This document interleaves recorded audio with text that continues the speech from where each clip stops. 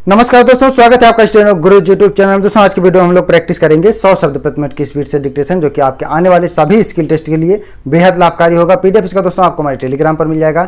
Telegram का link video के description में दिया गया। अगर आप हमारे लिंक या ग्रुप से नहीं जुड़े हैं तो आप गूगल प्ले स्टोर से टेलीग्राम इंस्टॉल करके उसमें स्टेनो गुरुजी सर्च करेंगे तो भी आप हमारे ग्रुप से जुड़ जाएंगे। तो डिक्टेशन 10 मिनट का रहेगा। आप लोग इसको पहले लिखिएगा, फिर 10 मिनट इसको पढ़िएगा, उसके बाद ट्रांसक्राइब करिएगा। पीडीएफ से मैच करके जरूर बताइएगा कमेंट में कितनी मिस्टेक आ रही, कितनी तैयारी आपकी हो रखी है। चाहे आप RSMSSB की तैयारी कर रहे हो या SSC की कर रहे हो, RRB स्टेनोग्राफर की कर रहे हो या बिहार SI की देने जा रहे हो, सभी के लिए बेहद लाभकारी होगा। इसके अलावा दोस्तों अगर आप डेली डिक्टेशन चाहते हैं तो आप चाहें तो हमारे चैनल का मेंबरशिप ले सकते हैं या हमारे पेड ग्रुप को ज्वाइन कर सकते हैं। अधिक जानकारी के लिए आप हमें मेल कर सकते हैं। हमारी मेल ID है studyforstenographer@gmail.com। तो चैनल को सब्सक्राइब करके नोटिफिकेशन बेल ऑन करना। चलते हैं, स्टार्ट। रेडी? 5 second, start. अध्यक्ष महोदय, मैं यह निवेदन करना चाहता हूँ कि इस सदन में अनेक बार यह कहा गया है कि इस देश के सम्मुख आज जो कठिनाइयाँ उपस्थित हुई हैं उनको दूर करने के लिए सरकार द्वारा कार्यवाही नहीं की गई है। इस देश के सभी लोग इस बात को जानते हैं कि इस देश के समक्ष अनेकों समस्याएं आई हैं। पाकिस्तान एवं बांग्लादेश से आए हुए विस्थापितों को बसाने में ही इस देश का अरबों रुपया खर्च हो चुका है। इस देश की गरीब जनता करों के बोझ से लाद दी गई है, फिर भी उसने किसी भी समय इस बात पर आपत्ति नहीं की।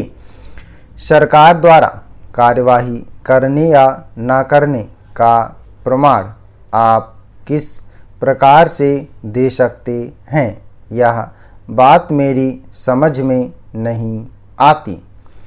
कुछ साल पहले अनेक स्थानों पर यह चर्चा आरंभ हो चुकी थी कि इस देश के सभी लोगों को आपस में सहयोग करना चाहिए। अभी मुझसे पहले बोलने वाले माननीय सदस्यों ने कहा कि 2-4 साल तक हमारी ग्रामीण जनता को पीने का पानी भी उपलब्ध नहीं था। आज उन्हें हर प्रकार की सुविधाएं प्राप्त हैं। उनके लिए अस्पताल, स्कूल और कॉलेज खोल दिए गए हैं। आज पढ़े लिखे लोगों की संख्या कुछ वर्ष पहले की संख्या से 3 गुनी अधिक है। अतः आलोचना करने के पहले इस सदन के सदस्यों को चाहिए कि वे देश के प्रमुख स्थानों में जो प्रगति हुई है पहले उसके बारे में जानकारी हासिल करें और फिर यहाँ आलोचना करें। इस देश के लोग भले ही गरीब हैं, किंतु पिछले अनेक सालों से देश में हुई प्रगति को नज़रअंदाज नहीं किया जा सकता है।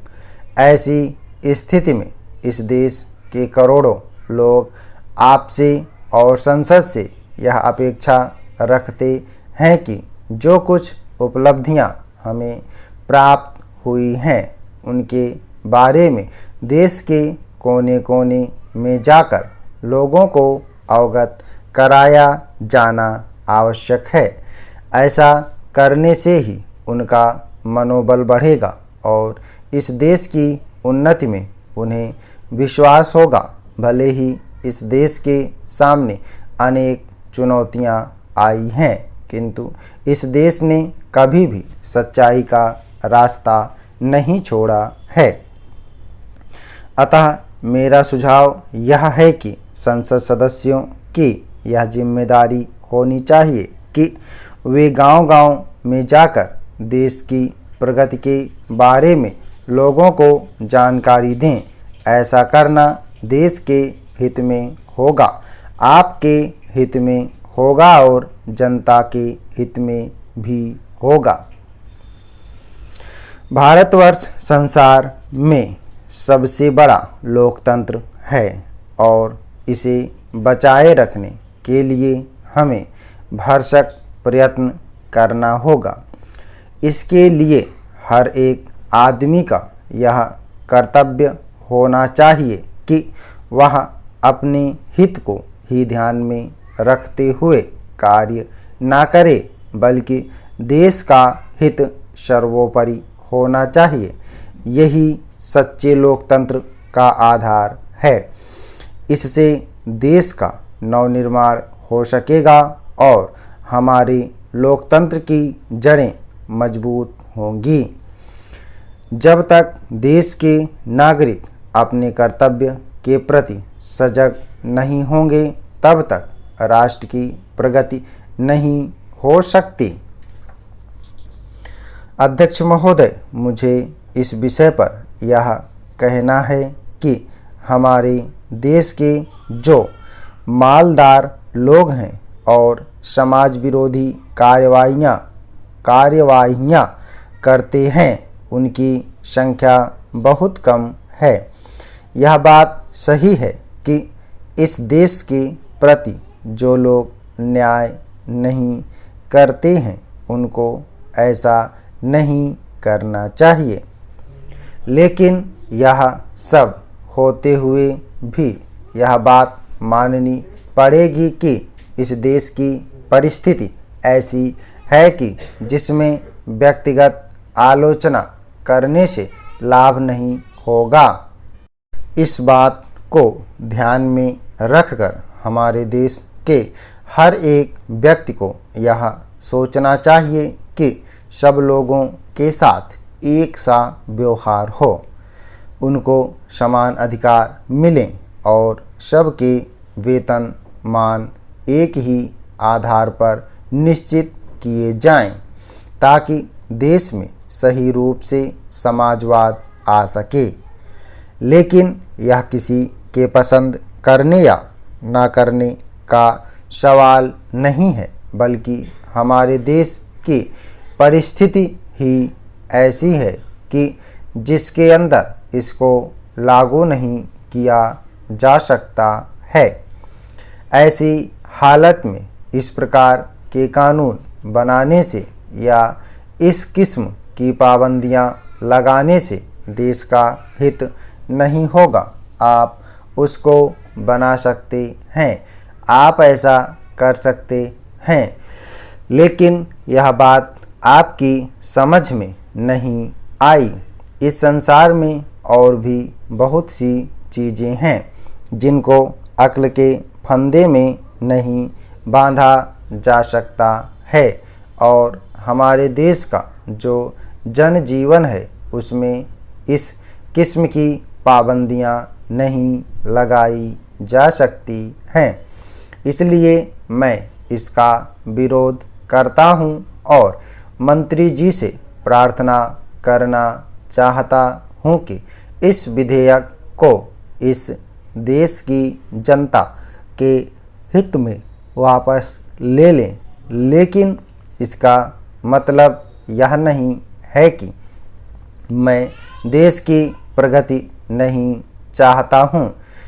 यहाँ पर बहुत से माननीय सदस्य हैं जो कहते हैं कि वे इस बात का समर्थन करते हैं, लेकिन वास्तविक स्थिति यह है कि वे यहाँ तो आपका समर्थन करते हैं और बाहर इस बात का विरोध करते हैं।